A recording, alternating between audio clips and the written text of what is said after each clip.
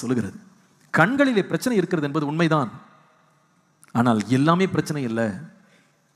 எல்லாமே பிரச்சனை இல்லை. அவன் வாழ்க்கையிலே செயல்பட்டு கொண்டிருந்த ஒரு காரியம் இருந்தது. ஒன்றல்ல, பல இருந்தது. நான் வாசித்து ஒவ்வொன்றையும் அழுத்தினேன். ஒன்று, அவனால் கேள்விப்பட முடிந்தது. அப்போ அர்த்தம் என்னன்னா, கண்ணு வேலை செய்யல, ஆனால் எது வேலை செஞ்சது? காதுகள் வேலை செஞ்சது. கண்கள் வேலை செய்யல, ஆனால் எண்ணங்கள் வேலை செய்தது.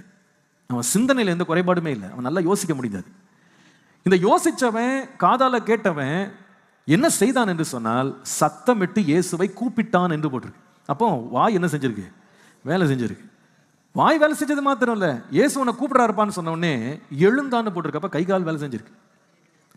நம்ம வாழ்க்கையில நம்ம நிறைய வேளையில ஒரு பிரச்சனை வந்த உடனே நமக்குள்ள வர்ற உணர்வு என்னன்னா, எல்லாமே முடிஞ்சு போச்சு, என் வாழ்க்கையே பிரச்சனை தான் அப்படின்னு நம்ம என்ன பண்றோம்னா, வாழ்க்கைக்கே ஒரு மூடு மந்திரத்தை நம்ம கண்டுபிடிச்சிடறோம். மொத்தமே கவர் பண்ணிடுறோம். ஒரு பிரச்சனையை வைத்து என்டையர் லைஃபை நம்ம டிஃபைன் பண்றோம். ஆனா ஆண்டவர் சொல்றாரு, உன் வாழ்க்கையில பிரச்சனை இல்லைன்னு நான் சொல்ல மாட்டேன்பா. எல்லாருடைய வாழ்க்கையில ஒரு குறைபாடு, ஒரு பலவீனம் இருக்க தான் செய்யுது. ஆனால் தேவன் உனக்கு கொடுத்த இரக்கம் என்னவென்றால், ஒரு பகுதியில் உனக்கு பிரச்சனை இருந்தாலும் மீதமுள்ள எல்லாவற்றிலையும் கர்த்தர் உன்னை வாழ வைத்திருக்கிறார். கர்த்தர் உனக்கு பாதைகளை திறந்திருக்கிறார். அதை நீ பார். இந்த பர்த்திமேயு தன் வாழ்க்கையிலே ஒரு பெரிய மாற்றத்தை காண்பதற்கு அவன் கண்டுபிடித்த ஒரு காரியம் என்னவென்றால், எனக்கு கண்ணு மட்டும்தான் வேலை செய்யல, ஆனா எனக்கு காது நல்லா கேட்குது. ஜனக்கூட்டம் நடந்து வந்துட்டு இருக்காங்க. இந்த காதுல சத்தம் விழுந்த உடனே அவன் பாருங்க விசாரிக்கிறான். அப்போ உனக்கு மூளை வேலை செய்யுது.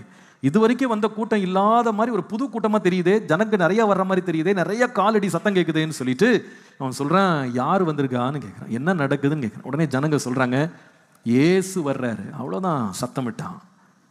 நம்ம வாழ்க்கையில கர்த்தர் நம்ம வாழ்க்கையில ஒரு மாற்றத்தை உண்டாக்க வேண்டுமானால், தேவன் என்ன விரும்புகிறார் என்று சொன்னால், நமக்கு இல்லாதது, செயல்படாதது, நடக்காத காரியங்களை குறித்து நம்ம கவலைப்பட்டுட்டு, நம்ம அதை பற்றியே நம்ம குறை சொல்லிக்கிட்டு, நாம் அதை பற்றி முறுமுறுத்துக்கிட்டு நம்ம இருக்கிறத நிறுத்திட்டு, கர்த்தர் நமக்கு என்ன கொடுத்திருக்கிறாரோ அதை வைத்து நாம் எழும்ப வேண்டும் என்று கர்த்தர் விரும்புகிறார்.